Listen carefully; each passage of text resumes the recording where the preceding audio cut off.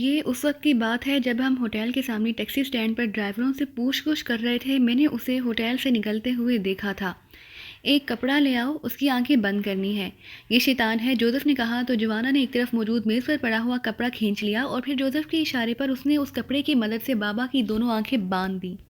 Joseph نے پیر ہٹایا اور پھر جھک کر اس نے اسے گردن سے پکڑ کر اٹھایا اور ایک کرسی پر پٹخ دیا۔ سنو، تم جو بھی ہو، سچ سچ بتا دو کہ باس عمران اور اس کا ساتھی کہاں ہے۔ اگر تم سچ بولو گے تو میں تمہیں زندہ بھی چھوڑ سکتا ہوں، ورنہ یاد رکھو ابھی تو میں نے آنکھیں بند کی ہیں، ورنہ یہ آنکھیں نکالنی بھی جا سکتی ہیں۔ بولو کہاں ہے وہ؟ جوزف نے اس کے سینے پر ہاتھ رکھ کر اسے دباتے ہوئے کہا۔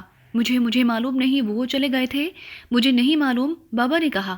یہ ایسے باز نہیں آئے گا جوزف، اس کے ساتھ کچھ کرنا پڑے گا، جوزف نے گراتے ہوئے کہا، اور دوسرے لمحے اس نے کوٹ کی جیب سے ایک تیز دھار خنجر نکال لیا اور دوسرے ہاتھ سے اس نے بابا کی آنکھوں پر بندھے ہوئے کپڑے کو ایک جھٹکے سے کھولا اور خنجر کی نوک اس نے بابا کی دونوں آنکھوں کے درمیان رکھ دی۔ اب بولو کہاں ہے عمران، بولو ورنہ۔ جوانا کا لہجہ اس قدر سرد تھا کہ بابا کاکم بری طرح کانپنے لگ گیا۔ خیال رکھو اس کی آنکھوں میں براہ راست نہ دیکھنا، جوزف نے کہا۔ فکر مت کرو، مجھ پر کوئی شیطان و جادو نہیں ہو سکتا، جوانا نے اسی طرح سرد لہجے میں کہا۔ لیکن دوسرے لمحے وہ یکلا چیختا ہوا اس طرح اچھل کے پشت کے بل ایک دھماکے سے نیچے فرش پر گرا جیسے کسی نے اسے اٹھا کر زمین پر پٹخ دیا ہو۔ اسی لمحے بابا کاکم کے حلق سے ایک زوردار چیخ نکلی اور وہ بھی کرسی سمیت الٹ کر پیچھے گرا اور بری طرح تڑپنے لگا۔ جوانا کے اس طرح اچھل کر نیچے گرتے ہی جوزف نے واقعی بجلی کی سی تیزی سے بابا کاکم کے چہرے پر اپنا پنجہ اس طرح مارا کہ اس کی دو انگلیاں تیروں کی طرح بابا کاکم کی دونوں آنکھوں میں گھستی چلی گئیں اور بابا کاکم چیخ مار کر کرسی سمیت الٹ کر نیچے جا گرا تھا۔ جوانا نیچے گرتے ہی ایک جھٹکے سے اٹھ کر کھڑا ہوا، لیکن بابا کاکم فرش پر گر کر چند لمحے تڑپنے کے بعد یکلخ ساکت ہو گیا۔ یہ کیا کیا تھا اس نے؟ مجھے تو یوں محسوس ہوا جیسے کسی بہت بڑے دیو نے مجھے اٹھا کر نیچے پھینک دیا ہو، جوانا نے اٹھتے ہوئے کہا۔ اس کے لہجے میں بے پناہ حیرت تھی۔ تم تو مجھ پر ہنس رہے تھے، اب معلوم ہوا کہ یہ سب کیسے ہوتا ہے۔ اگر میں اس کی آنکھیں فوری اندھی نہ کر دیتا تو اب تک تم مستقل طور پر کسی ہولناک عذاب میں مبتلا ہو چکے ہوتے، جوزف نے کہا۔ تو جوانا نے دیکھا کہ واقعی فرش پر پڑے ہوئے بابا کاکم کی دونوں آنکھیں ختم ہو چکی تھی اور خون اور مواد مل کر اس کے چہرے پر بہہ رہا تھا۔ اوہ، تو کیا یہ بھی جادوگر ہے؟ شکل اور صورت سے تو یہ انتہائی نیک آدمی لگ رہا تھا، تم نے اسے کیسے پہچان لیا؟ جوانا نے حیرت بھرے لہجے میں پوچھا۔ وہ واقعی اس وقت سے بے حد حیران ہو رہا تھا جب سے کسی نادیدہ طاقت نے اسے اٹھا کر اس طرح زمین پر پٹخ دیا۔ وہ بار بار اپنے جسم کو ارد گرد کے ماحول کو اس طرح دیکھ رہا تھا جیسے اسے اب تک اس بات پر یقین نہ آ رہا ہو کہ ایسا بھی ممکن ہو سکتا ہے۔ مجھ پر عظیم وچ ڈاکٹر کا سایہ ہے، ان کی وجہ سے مجھے خود بخود معلوم ہو جاتا ہے کہ کہاں گڑبڑ ہے۔ میں جیسے ہی اس احاطے میں داخل ہوا مجھے احساس ہو گیا کہ یہاں بلیک ورلڈ کے نمائندے موجود ہیں۔ جب تک آنکھوں کا تعلق ہے تو آنکھیں شیطان کا سب سے بڑا حربہ ہیں، اس کے بعد زبان کا نمبر آتا ہے۔ اب دیکھو، اس نے صرف آنکھوں کی مدد سے تمہیں اٹھا کر نیچے پھینک دیا ہے، حالانکہ میں دیکھ رہا تھا کہ اس نے زبان نہ ہلائی تھی۔ اس کے علاوہ اس کی آنکھوں میں ایک خاص چمک تھی جسے میں تو آسانی سے محسوس کر سکتا ہوں، لیکن تم شاید نہیں کر سکتے، جوزف نے کہا، اور اس کے ساتھ ہی اس نے جھک کر بے ہوش بابا کاکم کو اٹھایا اور اسے کرسی سے باندھ دیا۔ کوئی رسی ڈھونڈ لاؤ، اسے باندھنا پڑے گا تاکہ یہ دوبارہ ایسی کوئی حرکت نہ کر سکے، جوزف نے ادھر ادھر دیکھتے ہوئے کہا۔ لیکن یہ زبان سے بھی تو کوئی منتر پڑھ سکتا ہے، زبان کو کیسے باندھو گے؟ اس کے منہ میں کپڑا بھی تو نہیں ٹھوسا جا سکتا، کیونکہ اس سے ماسٹر کے بارے میں پوچھ گچھ بھی کرنی ہے، جوانا نے کہا۔ تم فکر نہ کرو، مجھے یہ سب طریقے آتے ہیں، جوزف نے کہا، اور جوانا اس بات میں سر ہلاتے ہوئے مڑا اور کمرے سے باہر نکل گیا۔ جوزف نے جھک کر اپنے جوتے کا تسمہ کھولا اور پھر اس نے تسمے کو قاسم کے دونوں ہونٹوں کے درمیان رکھ کر اس کے سر کے عقبے حصے میں گانٹ لگا دی۔ اب پڑھ کر دکھائے جنتر منتر، جوزف نے بڑے طنزیہ لہجے میں کہا۔ اس لمحے جوانا اندر داخل ہوا، اس کے ہاتھ میں رسی کا ایک گچھا موجود تھا۔ میرا خیال ہے کہ اسے یہاں سے اٹھا کر کسی محفوظ جگہ پر لے چلیں، یہ کھلی جگہ ہے، کسی بھی لمحے کوئی آ سکتا ہے، جوانا نے جوزف سے مخاطب ہو کر کہا۔ اور کوئی جگہ ہے ہی کہاں ہمارے پاس، اور نہ ہی کوئی سواری ہے۔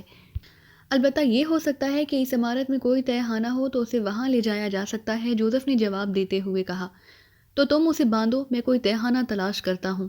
خاصی بڑی عمارت ہے، یہاں یقیناً تہہ خانہ ہوگا، جوانا نے کہا اور ایک بار پھر واپس مڑ گیا۔ جوزف نے رسی کا گوچھا کھولا اور پھر کاکم کو اس نے رسی کی مدد سے کرسی سے اچھی طرح باندھ دیا۔ تھوڑی دیر بعد جوانا واپس کمرے میں داخل ہوا۔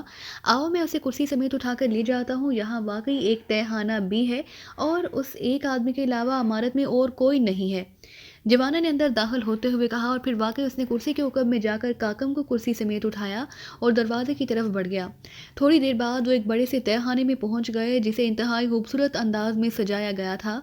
यहाँ एक दीवार के साथ बहुत बड़ा रैक बना हुआ था जिसमें इंतहाई कीमती शराब का भारी जहीरा मौजूद था। ये तुमने उसके मुंह पर तस्मा क्यों बांध दिया है, ये बोलेगा कैसे? जवाना ने कुर्सी ज़मीन पर रखकर सामने के रुख आते ही हैरत भरे लहजे में कहा। शायद उसकी नज़रें पहली बार उस तस्मे पर पड़ी थी। तुमने कहा था कि ये कोई जंतर मंतर ना पढ़ ले, ये इसका तोड़ है जिसको स्याह रस्सी की लगाम दे दी जाए तो जंतर मंतर नहीं पढ़ सकता और ना ही उसका असर होता है, जोसेफ ने जवाब दिया। लेकिन क्या ये बोल सकेगा? जवाना ने कहा। शुरू में उसे ज़रूर तकलीफ़ होगी लेकिन जल्द ही ये आदी हो जाएगा। अब मसला उसके बाहर मौजूद साथी के अलावा ये भी है कि सारे अहाते को कैसे अकेला छोड़ा जाए। जोसेफ ने कहा, तुम अपनी कार्रवाई करो, मैं उस अहाते को बंद करके वापस आता हूँ। फाटक को बंद देखकर जो भी आएगा खुद ही वापस चला जाएगा, जवाना ने कहा और जोसेफ ने इस बात में सर हिला दिया। जवाना मुड़कर बैरूनी दरवाजे की तरफ बढ़ गया। जोसेफ ने आगे बढ़कर काकम की नाक और मुंह दोनों हाथों से बंद कर दिया और चंद लम्हों बाद ही काकम के जिस्म में हरकत के तासुरात नमूदार हो गए तो जोसेफ पीछे हट गया। चंद लम्हों बाद काकम कराहता हुआ होश में आ गया। वो दोनों आंखें इस तरह झपका रहा था जैसे उसकी आंखों के सामने कोई पर्दा आ गया हो और वो आंखें झपका कर उसे हटाना चाहता। उसके साथ ही उसने उठना चाहा लेकिन जाहिर है बंदे होने की वजह से वो कसमसा कर ही रह गया। ये मेरी आंखें, ये मुझे नज़र क्यों नहीं आ रहा? यकलहत बाबा काकम ने खौफजदा से लहजे में कहा। शुरू में तो उसके मुंह से लफ्ज़ ही ना निकल रहे थे लेकिन फिर वो अटक अटक कर लफ्ज़ बोलने के काबिल हो गया। मैंने तुम्हारी दोनों आंखें ख़त्म कर दी हैं, अब तुम हमेशा हमेशा के लिए अंधे हो चुके हो, जोसेफ ने इंतहाई सर्द लहजे में कहा और बाबा काकम ने बेइख्तियार चीखना शुरू कर दिया। उसकी चीखों में इंतहाई खौफ था। फिर चीखते चीखते उसने यकलहत किसी नामालूम ज़ुबान में पढ़ना शुरू कर दिया। जो मर्जी आए पढ़ लो, शैतान की औलाद, मैंने तुम्हें स्याह लगाम लगा दी है, अब तुम्हारे उन शैतानी मंत्रों का कोई असर नहीं हो सकता। जोसेफ ने मुस्कुराते हुए कहा, तुम कौन हो? मुझे छोड़ दो, मुझे छोड़ दो। अचानक काकम ने पढ़ते हुए चीख कर कहा, बोस इमरान कहाँ है? बोलो और सुन लो कि अगर तुमने गलत बयानी से काम लिया तो तुम्हारे जिस्म की एक एक हड्डी तोड़ दूंगा, जुबान काट डालूंगा और तुम्हारी बाकी उम्र काहिरा की सड़कों पर घसीटते हुए गुजरेगी। तुम्हारे जिस्म पर मक्खियां बनबनाती रहेंगी लेकिन तुम उन्हें उड़ा ना सकोगे। बोलो और शुरू हो जाओ। जोसेफ ने सर्द लहजे में कहा। वो चला गया, मैं सच कह रहा हूँ, वो चला गया था, काकम ने कहा, मगर दूसरे लम्हे उसके हलक से एक होलनाक चीख निकली और उसका बंधा हुआ जिस्म इस बुरी तरह फड़कने लगा जैसे मछली पानी से बाहर निकलकर फड़कती है। जोसेफ ने पूरी कुव्वत से ज़रब लगाकर उसकी दाएं रान की हड्डी ही तोड़ डाली। चंद लम्हों बाद ही काकम की गर्दन एक तरफ को ढलक गई। उसी लम्हे जवाना अंदर दाखिल हुआ। क्या हुआ, ये फिर बेहोश हो गया है? जवाना ने हैरत भरे लहजे में पूछा। अभी तो सिर्फ एक हड्डी टूटी है, इसके जिस्म में अभी बहुत सी हड्डियां सलामत हैं, जोसेफ ने फनकारते हुए कहा और आगे बढ़कर उसने एक बार फिर उसके नाक और मुंह को दोनों हाथों से बंद कर दिया।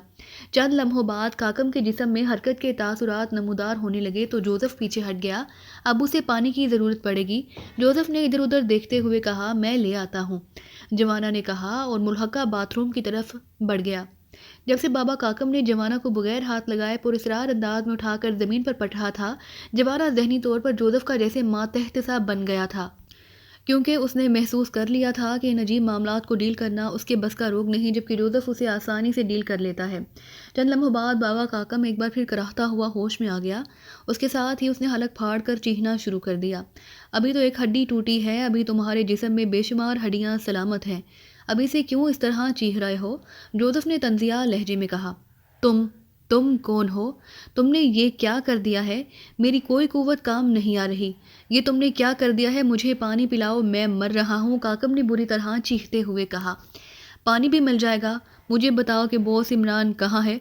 जोसेफ ने सर्द लहजे में कहा। पानी पिला दो, पानी, काकम ने डूबते हुए लहजे में कहा। उस लम्हे जवाना हाथ में पानी का जग उठाए वापस आ गया और फिर जोसेफ के कहने पर उसने काकम के जबड़े बींच कर उसके हलक में पानी अंडेलना शुरू कर दिया। काकम ने इस तरह पानी पीना शुरू कर दिया जैसे प्यासा ऊंट पानी पीता है। जब उसने पानी पीना बंद किया तो जवाना ने जग में मौजूद बाकी पानी उसके चेहरे पर उछाल दिया।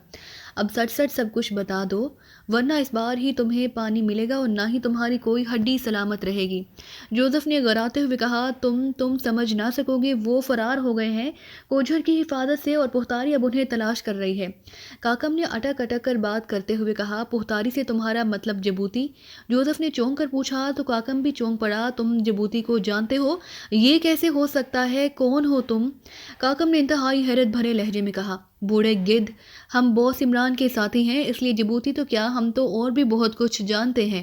اس کا مطلب ہے کہ تم جبوتی کے ساتھی ہو۔ اب بولو کہ فرار سے تمہارا کیا مطلب ہے؟ سب کچھ تفصیل سے بتاؤ، کیا کیا تم نے بوس عمران کے ساتھ؟ جوزف نے انتہائی غصیلے لہجے میں کہا، اور کاکم نے عمران اور اس کے ساتھی کے آنے سے لے کر انہیں سوداب ملا مشروب پلانے اور پھر قید کرنے، پروفیسر کے آنے اور پھر عمران اور اس کے ساتھی کے فرار ہونے تک کی ساری تفصیل بتا دی۔ ہاں، تو تم نے بوس عمران اور ٹائیگر کو حرام پلا کر انہیں قابو کیا، یہ سب کچھ تم نے کیا؟ جوزف نے غصے کی شدت سے بری طرح چیختے ہوئے کہا، میں نے تو جبوتی کے کہنے پر یہ سب کچھ کیا تھا، اس نے مجھے کہا تھا۔ کاکم نے کہا، تم نے پروفیسر کی آمد کی بات کی تھی، کیا وہ آ گیا ہے یہاں؟ اچانک جوانے نے پوچھا، ہاں پروفیسر یہاں آ گیا ہے، میں نے اسے رپورٹ دی ہے، وہ ہوٹل القاہرہ میں ٹھہرا ہوا ہے، کاکم نے بتایا۔ او، اسی لیے تم وہاں گئے تھے، کس کمرے میں ٹھہرا ہوا ہے؟ جوزف نے چونک کر پوچھا اور کاکم نے اسے کمرہ نمبر بتا دیا۔ یہاں فون تو ہوگا، اس کی بات کی تصدیق کر لی جائے؟ جوزف نے ادھر ادھر دیکھتے ہوئے کہا، بے شک ہوٹل والوں سے پوچھ لو، میں سچ کہہ رہا ہوں، اس وقت میں کہاں ہوں مجھے بتاؤ، پھر میں تمہیں بتاؤں گا کہ فون کہاں ہے۔ کاکم نے فوراً کہا، تم اس وقت اس بڑے تہھانے میں ہو جس میں شراب کا ڈھیر موجود ہے۔ جوانا نے کہا، تم مجھے یہاں لے آئے ہو، مگر یہاں یہ کرسی تو یہاں کی نہیں ہے جس پر میں بیٹھا ہوں، یہ تو اوپر والے کمرے کی ہے۔ کاکم نے ہونٹ بھینچتے ہوئے کہا، ہمیں تمہیں کرسی سمیت ہی یہاں لے کر آئے ہیں۔ جوانا نے جواب دیتے ہوئے کہا، تو یہاں سرخ رنگ کی ایک الماری ہے، اس کے اندر کارڈ لیس فون پیس موجود ہے، اس سے چیکنگ کر لو۔ کاکم نے جلدی سے کہا، یہ آدمی مکار ہے، یہ اس طرح سب کچھ بتا رہا ہے اور اب اسے جلدی ہے کہ ہم پروفیسر کے بارے میں پوچھیں۔ وہ پروفیسر شیطان کا نائب ہے، کہیں ایسا نہ ہو کہ اسے ہمارے متعلق معلوم ہو جائے۔ جوانا نے کہا، تم فکر نہ کرو، جب تک اس سے براہ راست بات نہ کی جائے اسے پتہ نہیں چل سکے گا۔ میں صرف ہوٹل انتظامیہ سے تصدیق کرنا چاہتا ہوں کہ کیا واقعی پروفیسر البرٹ وہاں موجود ہے یا نہیں۔ جوزف نے جواب دیا اور سرخ الماری کی طرف بڑھ گیا۔ اس نے الماری کھولی، اس کے اندر واقعی کارڈ لیس جدید انداز کا فون پیس موجود تھا۔ جوزف نے فون اٹھایا اور انکوائری کے نمبر ڈائل کر دیے۔ یس انکوائری پلیز۔ رابطہ قائم ہوتے ہی دوسری طرف سے آواز سنائی دی، ہوٹل القاہرہ کے نمبر بتائیں۔ جوزف نے پوچھا اور دوسری طرف سے نمبر بتا دیا گیا۔ جوزف نے فون آف کر کے ہوٹل کے نمبر ڈائل کرنا شروع کر دیے۔ یس ہوٹل القاہرہ۔ رابطہ قائم ہوتے ہی دوسری طرف سے آواز سنائی دی، یونائٹڈ کامن سے پروفیسر البرٹ نے آپ کے ہوٹل میں آ کر ٹھہرنا تھا، کیا وہ آ گئے ہیں؟ جوزف نے پوچھا، ایک منٹ ہولڈ آن کیجیے، میں معلوم کر کے بتاتی ہوں۔ دوسری طرف سے لیڈی آپریٹر نے کہا اور پھر چند لمحوں کی خاموشی کے بعد اس کی آواز دوبارہ سنائی دی، ہیلو مسٹر، کیا آپ لائن پر ہیں؟ آپریٹر نے پوچھا۔ یس، جوزف نے جواب دیا۔ وہ تشریف لا چکے ہیں، کیا آپ ان سے بات کرنا چاہتے ہیں؟ دوسری طرف سے کہا گیا، نہیں، میں خود ان سے بالمشافہ ملاقات کروں گا، شکریہ، جوزف نے کہا اور فون آف کر دیا۔ اس حد تک تو اس نے سچ بولا ہے، لیکن اب مسئلہ یہ ہے کہ بوس کو کدھر تلاش کیا جائے، وہ پہتاری اور اس کی طاقتیں بھی بوس کی کھوج میں ہوں گی، جوزف نے الجھے ہوئے لہجے میں کہا۔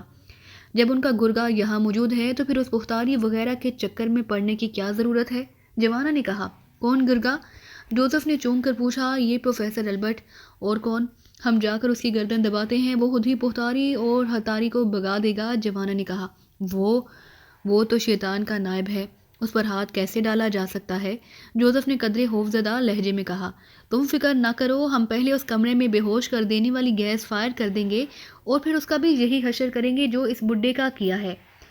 جوانے نے کہا، او ہاں، واقعی ویری گڈ، یہ واقعی قابل عمل پلان ہے۔ جوزف نے مسکراتے ہوئے کہا، اس کا کیا کرنا ہے اس کاکم کا؟ جوانا نے کاکم کی طرف اشارہ کرتے ہوئے کہا، مجھے چھوڑ دو، میں نے تمہیں سچ سچ سب کچھ بتا دیا ہے۔ کاکم نے جو بیٹھا آہستہ آہستہ کرا رہا تھا اپنے متعلق بات سن کر انتہائی عاجزانہ لہجے میں بولا، تم نے بوس کو پھنسایا ہے، یقیناً بوس تمہاری شکل و صورت کی وجہ سے پھنس گیا ہوگا، تم جیسے آدمی کو زندہ چھوڑ دینا جرم ہے، کم از کم میں ایسا جرم نہیں کر سکتا، جوزف نے کہا، اور دوسرے لمحے اس نے جیب سے ریوالور نکالا اور اس کے ساتھ ہی اس نے اس کا ٹریگر دبا دیا۔ دھماکے کے ساتھ ہی کاکم کے حلق سے بھیانک چیخ نکلی اور اس نے کرسی پر ہی پھڑکنا شروع کر دیا۔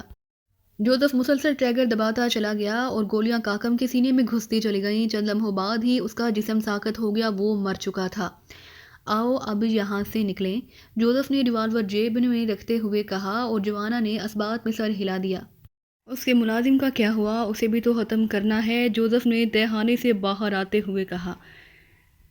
اس کی فکر مت کرو، میں اس کی گردن پہلے ہی توڑ چکا ہوں، جوانا نے کہا اور جوزف نے اثبات میں سر ہلا دیا۔ تھوڑی دیر بعد وہ دونوں پھاٹک کی چھوٹی کھڑکی کھول کر باہر آئے اور پھر تیز تیز قدم اٹھاتے آگے بڑھتے چلے گئے۔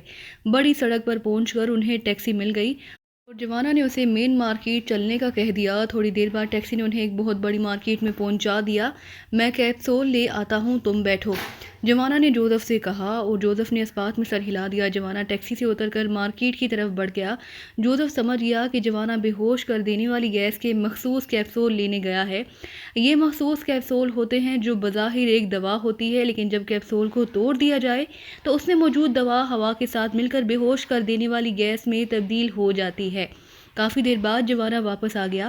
اب ہوٹل القاہرہ چلو، جوانا نے ٹیکسی ڈرائیور سے مخاطب ہو کر کہا اور ٹیکسی ڈرائیور نے اثبات میں سر ہلاتے ہوئے ٹیکسی آگے بڑھا دی۔ یہاں اسلحے کی بھی دکانیں موجود ہیں، میں نے فائر گن خرید لی ہے، جوانا نے پاکستانی زبان میں جوزف سے مخاطب ہو کر کہا اور جوزف نے اثبات میں سر ہلا دیا۔ تھوڑی دیر بعد پھر ٹیکسی نے انہیں ہوٹل القاہرہ اتار دیا۔ جوانا نے مسٹر دیکھ کر ڈرائیور کو کرایہ ادا کیا اور ساتھ ہی رواج کے مطابق ٹپ دے کر وہ ہوٹل کے مین گیٹ کی طرف بڑھ گئے۔ کار خاصی تیز رفتاری سے قریبی شہر کی طرف بڑھی چلی جا رہی تھی۔ سڑک پر اکا دکا ٹرک کبھی کبھی نظر آ جاتے تھے۔ ڈرائیونگ سیٹ پر فلیا تھی جبکہ سائیڈ سیٹ پر عمران بیٹھا ہوا تھا۔ ٹائیگر عقبی سیٹ پر تھا۔ فلیا ابھی تک اس بات پر اصرار کر رہی تھی کہ عمران اسے بھی اپنے ساتھ قاہرہ لے جائے تاکہ وہ اپنے سوتیلے باپ سے اپنی ممی کا انتقام لے سکے، لیکن عمران ہر بار انکار کر دیتا تھا۔ اگر پروفیسر بکول تمہارے اس قدر طاقت رکھتا ہے کہ وہ مجھے مکھی کی طرح مسل دے گا تو پھر تمہیں کیوں نقصان نہیں پہنچا سکتا؟ فلیا نے ضد ہو کر کہا تو عمران مسکرا دیا۔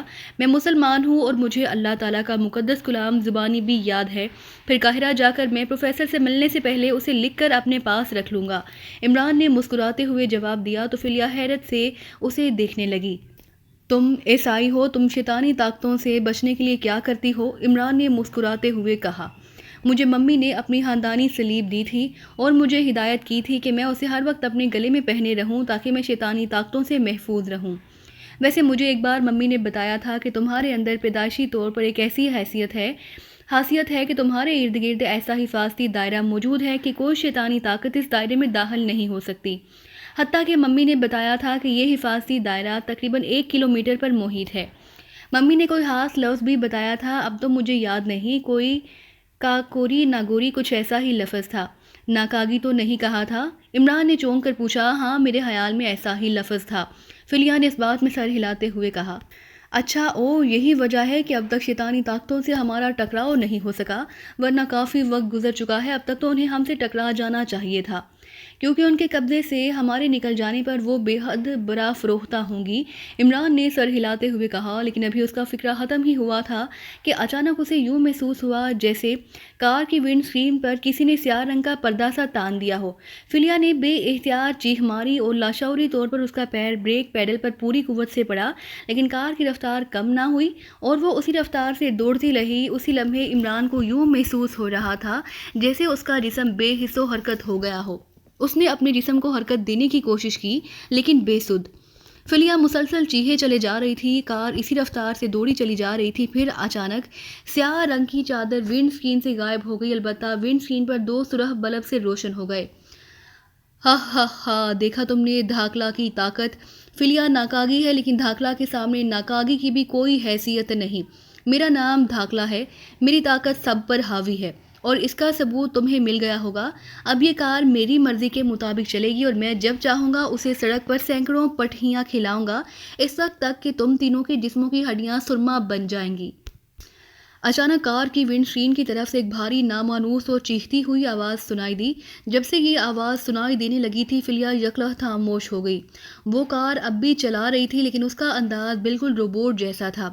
یہ آواز جیسے ہی بند ہوئی، عمران کو یوں محسوس ہوا جیسے اس کی زبان حرکت کر سکتی ہے، اس کے جبڑے بھی ہل سکتے ہیں۔ بولو، میں نے تمہیں بولنے کی اجازت دے دی ہے، بولو، میں سننا چاہتا ہوں کہ تم جس سے پروفیسر البرٹ بھی خوفزدہ ہے، تم میری طاقت کے متعلق کیا کہتے ہو؟ آواز دوبارہ سنائی دی، اس بار اس کا لہجہ مضحکہ اڑانے والا تھا۔ کار ایک طرف کر کے روک دو فلیا، تاکہ اس دھاکلہ سے تفصیلی مذاکرات ہو سکیں، یہ تو واقعی کوئی دلچسپ چیز ہے، عمران نے مسکراتے ہوئے کہا، اور اس کے ساتھ ہی کار کے بریک چیخ اٹھے اور فلیا نے کار ایک سائیڈ پر کر کے روک دی۔ ونڈ اسکرین پر جلنے والے سرخ بلبوں کی روشنی اور تیز ہو گئی۔ فلیا میری مرضی کی پابند ہے، کار میں نے روکی ہے، تم سے واقعی تفصیلی بات چیت ہونی چاہیے، موت تو بہرحال تمہارا مقدر ہے اور میرے بس میں ہے، لیکن میں نے دیکھا ہے کہ تم ہاتھ سے دلچسپ آدمی ہو، ایک منفرد آدمی۔ دھاکلہ کی آواز سنائی دی۔ پہلے تم یہ بتاؤ کہ کیا تم باکوری سے زیادہ طاقتور ہو؟ عمران نے پوچھا۔ اس کا جسم ویسے ہی ساکت تھا، صرف اس کا منہ جبڑے اور زبان حرکت کر رہی تھی۔ فلیا اب بے حس و حرکت بیٹھی ہوئی تھی۔ ہا ہا ہا، باکوری؟ تم اسے میرے مقابلے پر طاقتور کہہ رہے ہو؟ میری طاقت کے سامنے تو اس کی حیثیت ایک حقیر ترین کیڑے سے زیادہ نہ تھی۔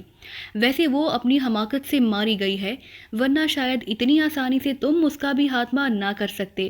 دھاکلہ کی آواز سنائی دی اور پختاری، اس سے کبھی تمہارا مقابلہ ہوا ہے؟ عمران نے کہا تو دھاکلہ کی ایک بار پھر ہنسنے کی آواز سنائی دی۔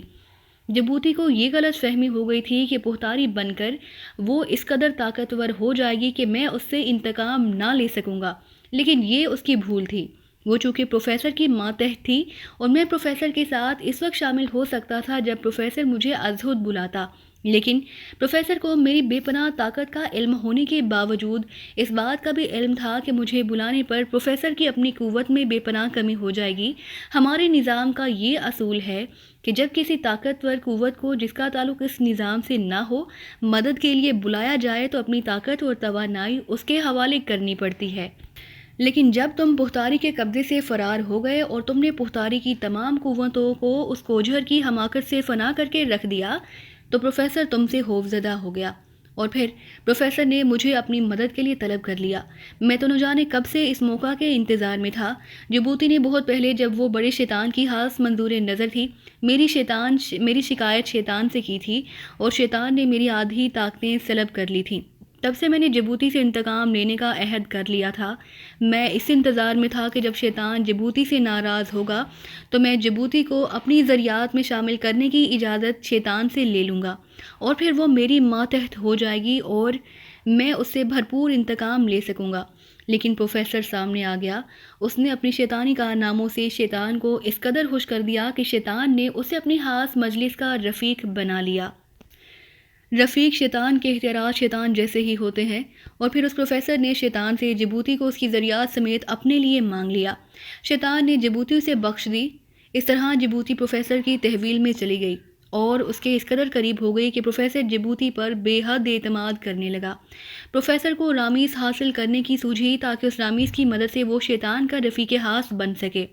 رفیق خاص شیطانی نظام کا ایسا عہدہ ہوتا ہے جیسے تمہاری دنیا میں بادشاہ کے بعد وزیر اعظم ہوتا ہے۔ شیطان کو اگر بادشاہ سمجھ لو تو رفیق خاص وزیر اعظم ہوتا ہے۔ رفیق خاص کو بہت زیادہ اور ناقابل یقین حد تک شیطانی طاقتیں اور اختیارات حاصل ہوتے ہیں۔ صدیوں پہلے لاہوشہ شیطان کا رفیق خاص تھا، لیکن پھر اسے موت آ گئی اور رفیق خاص کا عہدہ حالی ہو گیا۔ لاہوشہ اس رامیز کی مدد سے شیطان کا رفیق خاص بنا تھا۔ اس نے مرنے سے پہلے رامیز کو اس طرح چھپا دیا کہ کوئی انسان کوئی طاقت اسے حاصل نہ کر سکے۔ پروفیسر کو اس کا علم ہو گیا، چنانچہ اس نے رامیز کی تلاش شروع کر دی، اور اس تلاش کے دوران تم اس سارے سلسلے میں داخل ہو گئے۔ تمہارے متعلق پروفیسر کو فوراً معلوم ہو گیا کہ تم میں ایسی صلاحیتیں موجود ہیں کہ تم اس رامیز کو تلاش بھی کر لو اور اسے حاصل بھی کر لو گے، لیکن اصل مسئلہ یہ تھا کہ تم خیر اور روشنی کے نمائندے تھے، عام انسان نہ تھے۔ لیکن پروفیسر نے رسک لیا اور اس نے جبوتی کو اس کام پر لگا دیا، لیکن جبوتی ابتدا میں ناکام رہی تو اس نے پروفیسر کی خواہش کو دیکھتے ہوئے اس سے پختاری کا عہدہ طلب کر لیا۔ پروفیسر نے اسے پختاری بنا دیا۔ اس طرح جبوتی بے حد طاقتور ہو گئی۔ پھر اس نے تمہیں اپنی ایک طاقت کے ذریعے حرام پلا کر تمہیں اور تمہاری ساتھی کو قید کر لیا، لیکن تم اپنی بے پناہ ذہانت کی وجہ سے نہ صرف اس کے اڈے سے فرار ہو گئے بلکہ تم نے اس کی ذریات کو بھی فنا کر ڈالا۔ اس دوران پروفیسر کو اطلاع مل چکی تھی کہ وہ یہاں پہنچ گیا ہے۔ اس کا خیال تھا کہ چونکہ تمہارا ذہن پختاری کے قابو میں آ گیا ہے، اس لیے اب تمہیں شیطانی نظام کا حصہ بنا دیا جائے اور تمہاری بے پناہ صلاحیتوں اور ذہانت سے دنیا میں برائی کو پھیلایا جائے۔ اور شیطانی نظام کو طاقتور بنایا جائے، لیکن جب اسے تمہارے فرار ہونے کی اطلاع ملی تو وہ تم سے خوفزدہ ہو گیا، اس قدر خوفزدہ کہ اس نے آخرکار مجھے بلا لیا، کیونکہ اب وہ اس نتیجے پر پہنچ گیا تھا کہ صرف دھاکلہ ہی شیطانی نظام میں ایسی طاقت ہے جو تمہارا مقابلہ کر سکتی ہے۔ میں تو نہ جانے کب سے اس موقع کے انتظار میں تھا، چنانچہ میں نے تمہارے خاتمے کی حامی بھر لی اور جبوتی اور اس کے ذریات کی قربانی مانگ لی۔ پروفیسر نے دے دی اور اس طرح میرا انتقام پورا ہو گیا۔ جبوتی اور اس کی تمام ذریات کو میں نے فنا کر دیا۔ پروفیسر کو بھی معلوم تھا کہ اس کی بیٹی ناکاگی ہے، اور چونکہ تم ناکاگی کے پاس پہنچ گئے تھے اس لیے جبوتی اور اس کی ذریات تمہیں تلاش نہ کر سکی تھی، لیکن میرے راستے میں ایسی کوئی رکاوٹ نہ تھی، اس لیے میں یہاں پہنچ گیا اور اب تم میرے قبضے میں ہو۔ دھاکلہ نے پوری تفصیل بتاتے ہوئے کہا، تم کس قسم کی شیطانی طاقت ہو؟ کیا تم سرخ اندھیروں کی پیداوار ہو یا سٹانڈ اور تعفن کی؟ عمران نے پوچھا، تو تمہیں یہ بھی معلوم ہے کہ شیطانی طاقتیں کس طرح پیدا ہوتی ہیں؟ ویسے میں سرخ اندھیروں کی پیداوار ہوں، ان سرخ اندھیروں کی جو صدیوں تک زمین کی تہوں میں پرورش پاتے رہے، اور جب زمین کو پھاڑ کر باہر نکلنے لگے تو وہ مجھے بھی اپنے ساتھ لے آئے اور میں شیطان کے ہاتھ آ گیا۔ شیطان نے میری طاقت اور قوت کو ابھارا، اسے ہاتھ روپ دیا، اس طرح میں دھاکلہ بن گیا۔ سب سے بڑی طاقت، سب سے بڑی طاقت، دھاکلہ نے جواب دیا، اور عمران سمجھ گیا کہ یہ دھاکلہ کس قسم کی شیطانی طاقت ہے۔ تو دوستو، یہ تھی ہماری آج کی کہانی۔ امید کرتے ہیں کہ آپ کو یہ ویڈیو پسند آئی ہوگی، لیکن جانے سے پہلے ہماری ویڈیو کو کیجیے لائک اور شیئر کرنا مت بھولیے، اور اسی کے ساتھ کومنٹ کر کے ہمیں بتائیے کہ آپ کو یہ کہانی کیسی لگی۔